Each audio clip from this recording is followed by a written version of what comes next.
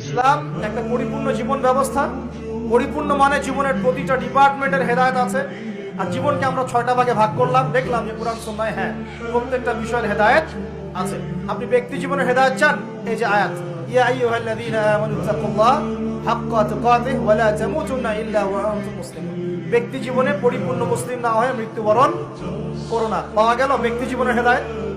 আপনি সালাতের হেদায়েত চান, আল্লাহ পাক বলেন আকিমিস সালাহ ওয়া আতুজ যাকাত, সালাত কায়েম করো, যাকাত দাও। আপনি অর্থনৈতিক হেদায়েত পেলেন, সালাতের হেদায়েতও পেলেন। কুরআন তেলাওয়াতের হেদায়েত চান, সেটাও আছে। ওয়াতলু মা উহিয়া ইলাইকা মির রাব্বিক, আছে কি নাই? আছে।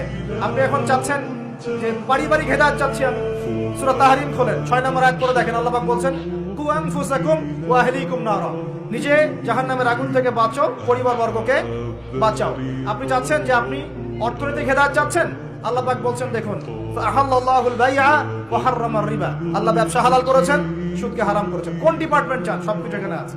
দিন প্রতিষ্ঠা করতে চান, আল্লাহ পাক সূরা সফে বলছেন হুয়াল্লাযী আরসালা রাসূলাহু বিল হুদা ওয়া দীনিল হক লিইয়ুযহিরাহু আলা দ্বীনি কুল্লি।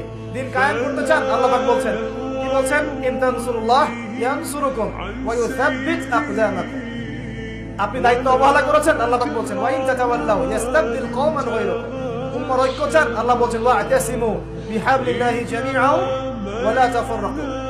একটা মানে আহলুস সুন্নাহ ওয়াল জামাআহ বা একটা নির্ভেজাল একটা দল চান দাওয়াতের জন্য, আল্লাহ বলছেন ওয়াল তাকুম মিনকুম উম্মাহ ইয়াদউনা ইলাল খায়র ওয়া ইয়া'মুরুনা বিল মা'রুফ ওয়া ইয়ানহাউনা আনিল মুনকার।